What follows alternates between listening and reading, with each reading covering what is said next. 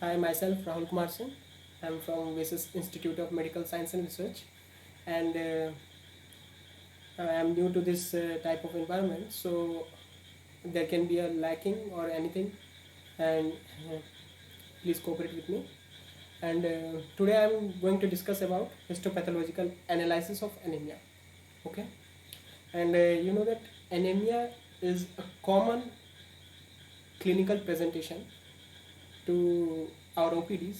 So it's an important thing that we should know the differences between the histopathological, which is the important diagnostic factor for anemia, between two anemic patients or between two anemic conditions. Okay. First of all, I will advise you all to uh, be prevented, because prevention is better than cure. So don't move out or roam around in this corona pandemic. Hope you all should be better and good. Now starting with our topic. I am going to talk about some basic or some of the common types of anemia. Okay, then let's go. According to this histological image, what you can see, I can see a prominent hypersegmented neutrophil. Yes, you can see it. It's a neutrophil which is hypersegmented, and a prominent hypersegmented neutrophil with, you can see, what is this? This is a teardrop cell. What? This is a teardrop cell. This is a prominent hypersegmented neutrophil, and this is a teardrop cell. And we can see that the cells or RBCs around this cell are larger in size, and they have different shapes. You can see the shape, size and shape, changes in size and shape, poikilocytosis and what? Anisocytosis. Okay, so a clinical presentation with histopathological slide with hypersegmented neutrophil and teardrop cell presenting with teardrop cells and anisocytosis with poikilocytosis is mainly considered to be megaloblastic anemia. I will give you some more slide on this. I will provide you. Let's watch. See this. What is this? This is a Cabot's ring. Cabot's ring. Got the point? Cabot's ring is the most important feature which is only on present in megaloblastic anemia. Okay. What is this? This is called basophilic stripling. These are basophilic striplings. What is basophilic stripling? Basophilic stripling means the RBCs the hemoglobin is being the hemoglobin and RNA components and the particulated RNA components are not totally being denatured, and these are been shown on the cell, and you can see this hodgepodge and irregular shaped, rough ragged shaped basophilic stripling. And here you can see what this is. These are Howell-Jolly bodies. What? Howell-Jolly bodies. You can see Howell-Jolly bodies. These Howell-Jolly bodies are the nuclear remnants, because in case of megaloblastic anemia, we can see the remnants of the nucleus which are not been disappeared, because you know that in a normal RBC nucleus is absent, but in these anemic conditions remnant of nucleus are left over, and we can see in this histopathological slide. Okay, Howell-Jolly bodies are mostly seen in autosplenectomy, or when there is denaturation of spleen. Denaturation, we can't tell denaturation, we can see autophagy of spleen or necrosis of spleen. Splenic necrosis is the condition in which we can mostly see Howell-Jolly bodies in the RBC, and you can see this shape of the RBC. It's very much large and irregular. Okay, and this is the slide for megaloblastic anemia. Okay, I have not written the name and anything because this is the first moment I am appearing, and you will feel the same thing when you will look upon the slide for first time. Okay, so I am appearing this slide for first time, so I will explain in that way, so that the experience I feel should be felt by you. Okay, then I have written these names. You can write it, or it's your choice. Now I have written so that you can little bit understand it. What is this? This is pencil shaped RBC. Why this is pencil shaped RBC? Because why RBC becomes teardrop shaped, yeah, pencil shaped? Why? Because when they are exudating from the spleen or to the circulation, or from the bone marrow to the circulation, their size changes, their size changes or shape changes according to the change in according to the pathological condition. Okay, so we can see teardrop cells and your pencil shaped RBCs in most of the anemias. Okay, and you can see this RBC, you can see these RBC total, you can see hypochromic condition, means hemoglobin is very less in these. When there is appropriate amount of hemoglobin in RBC, this area of pale area, these pale areas are smaller, less wider, but you can see the width of these pale areas. Due to increase in width, you can get the point that there is something problem in the hemoglobin, and first you will be your mind will strike on two types of hemoglobin: megaloblastic or iron deficiency. Okay, mostly two types of anemic condition, and megaloblastic or iron deficiency. Here you can see pale area, total pale area, platelets, you can see appropriate amount of platelets. Size of RBC has already gone down. You can see smaller size RBC. This size, compare these two RBCs, compare this and this RBC. This is a normal RBC and this is an abnormal RBC. You can see this is less pale, this is more pale, and its size is bigger than this. Okay, so it is hypochromic microcytic.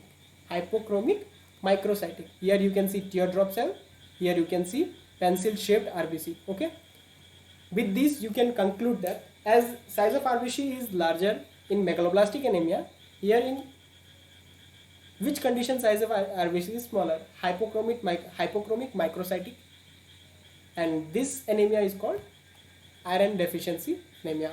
What? Iron deficiency anemia. Here you can see. What is this slide? Can you guess?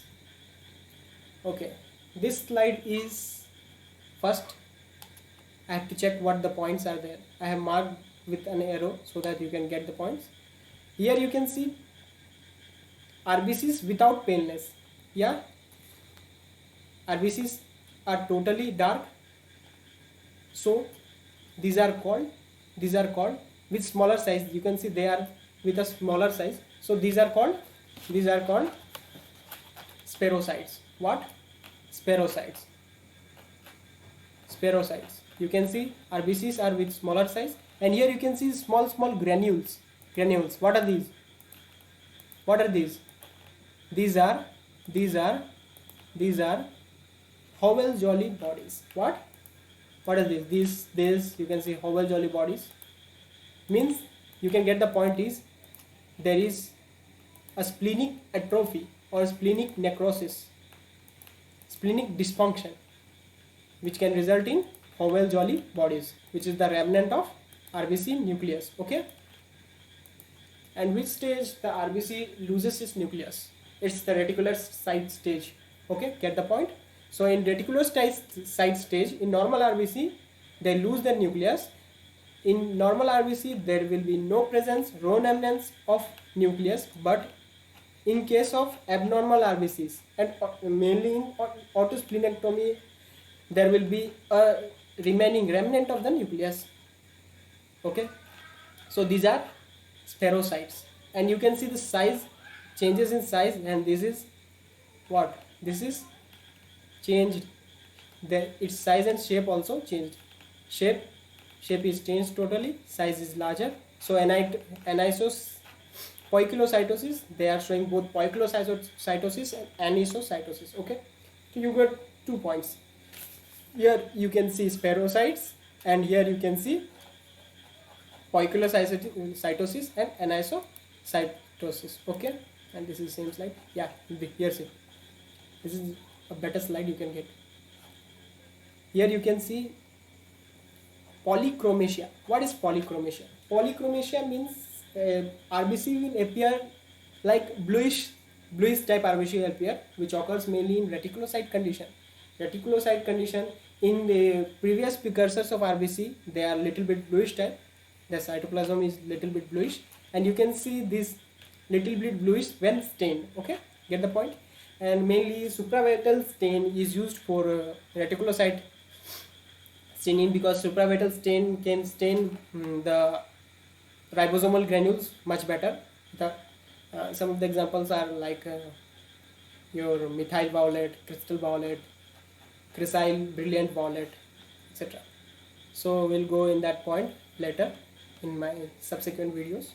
Here you can see biconcave erythrocytes. Spherocytes, you can see biconcave erythrocytes, or with the different shape and size. Yeah, polychromasia.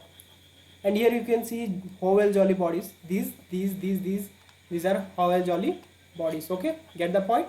So this is a which type of anemia? This is a hereditary spherocytosis, because there are a number of spherocytes present already. You can see it. Okay, spherocytes are mainly smaller in shape. So this is hereditary spherocytosis. Okay, what is this? You can see here nucleus is already present. Okay, and this is, here see paleness, more pale. This is totally pale. Okay, and here nucleus is present. Okay, here nucleus is present. This area is totally pale. You can see RBC with more paleness. Okay, then you can get the point that there is something which is occurring with the hemoglobin. Okay, so this condition occurs in which phenomena? With nucleated RBC. You can see in which clinical condition this occurs. Nucleated RBC, first point. Second point, RBC with more paleness. More paleness means there is something which is hampering the hemoglobin content of the RBC. Okay, and you can see Howell-Jolly bodies here also. Howell-Jolly bodies. Okay, Howell-Jolly bodies. You can see better.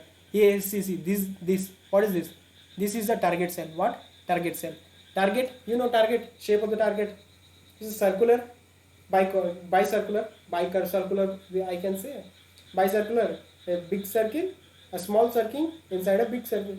Simple. These are target cell. You can see it. Target cell is also seen in which type of anemia? Target cell is also seen in your sickle cell anemia. So this is a which type of anemia? Nucleated RBC. You can see big nucleus, violet color, with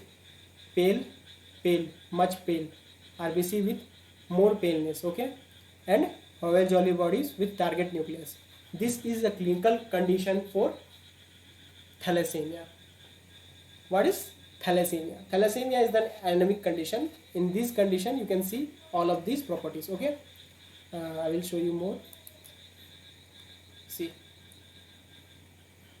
what is this? You can see nucleated RBC, totally nucleated RBC. These are proerythroblast, erythroblastic stage, precursor stages of RBCs. Okay, get the point? You can see these teardrop cells, okay, and here target cells, target RBC. You can see it, yeah, it's clearly viewed. Okay, now go for the next slide. What is this? I will tell you first. This is not a blood smear. It is a bone marrow smear. What? This is a bone marrow smear, and you can see these gaps. These are fat cells which are not being stained. Get the point? These are fat cells. Okay. Then you can see these are hematopoietic stem cells as well as other precursor cells. You can see it. Okay. So this is a normal bone marrow smear. And what is the anomaly? Because this is a normal bone marrow smear, you want to get the clinical presentation, then I will show you this in the next slide. In the next slide you can see this smear, bone marrow smear. All the hematopoietic as well as other precursors are absent, totally absent. You can see clearly every hematopoietic and other precursors are totally absent. So this condition may result in bone marrow hypoplasia. Okay, it occurs in bone marrow hypoplasia. Then you should think about it. Bone marrow hypoplasia occurs in which type of common clinical presentation? I think simple plastic anemia. In aplastic anemia, most of the precursor cells of various type of like hematopoietic as well as WBC and other precursor cells are also absent. So this is a clinical condition of bone marrow hypoplasia. Okay, next, this one. What is the slide? What are you getting from this slide? I think these are the arrows marked. So you can see aligned, circularly aligned violet colored dots. These are iron depositions, and this is a slide which shows these are iron depositions. First point you get, and now you can see the various anisopoikilocytic and anisocytic changes in shape and size, and you can see these two. With that you can get the point that there is something deposition occur in the RBC. Then you will think about an anemia in which iron deposition occurs, and this is a clinical presentation or histopathological slide for iron deficiency anemia. No, sideroblastic anemia. Sorry, sideroblastic anemia. Why? Because you can see much more violet colored granules, particles aligned circularly around RBC. Okay, sideroblastic anemia. Then here, what is this slide? You can see the sickle shaped RBC, and yeah, everybody know the most common anemic condition. This is called sickle cell anemia. Why? Because you can see the sickle cell RBC. There are target cells. Here you can see the target cells, and some of the RBCs. You can see this spherocyte. Some of the RBCs are spherocytic. Target cell is present already. Okay. So this is a clinical slide or histopathological slide of sickle cell anemia. Okay, sickle cell anemia occurs due to mutation in beta globin chain 6th position codon, 6th position beta globin chain 6th position, conversion or mutation from glutamic acid to valine. Okay, get the point? Everybody got the point? Okay, now you can have some good knowledge about, you got this. Okay, so this is what I am recapitulating it. Get it? This is what, which clinical condition? It's a megaloblastic anemia. Can see Cabot's ring, megaloblastic anemia. And this is iron deficiency anemia, because you can see the increase in paleness as well as microcytic RBC. Yeah, pencil platelet condition also increases little bit, teardrop RBC, you can say it. And this is, you can see the spirocytes. So this is a hereditary spirocytic condition, and you can see the anisocytosis as well as poikilocytosis in this slide very clearly. You can see Howell-Jolly bodies, yes. And here this is also what, hereditary spirocytosis, because you can see spirocytes. Okay, spirocytes is there, spirocytes are there, smaller in size, and you can get the point. That is hereditary spirocytosis. This here you can see neglected precursors of RBCs, and this due to these precursors, and you can see increase in paleness. So you can get that there is something clinical presentation, something clinical abnormality in hemoglobin content. Okay, and you can get the point that this is a thalassaemic condition. Okay, it is very difficult to diagnose between alpha thalassemia or beta thalassemia. You should arrange the proper symptoms as well as clinical presentation in one statement, in one paper, anything, and you should analyze which type of thalassemia it is, alpha or beta. Other clinical laboratory diagnosis are there. From that you can get which type of thalassemia it is. Okay, and here this is also thalassemia, thalassaemic condition. Okay, and here you can see bone marrow smear with hemopoietic precursors as well as fat cells. Okay, and here you can see decrease in hemopoietic precursor, which is an aplastic anemia. And this here you can see the deposition of granular particles circularly around the RBC, and these are called sideroblast, and this anemic condition is called sideroblastic anemia. Okay, sideroblastic anemia. And this is the last slide. Here you can see target cell with sickle shaped RBC, and this is called sickle cell anemia. With this I conclude my topic, today's topic, and I will meet with you in my next video. Please like and subscribe. Okay, thank you.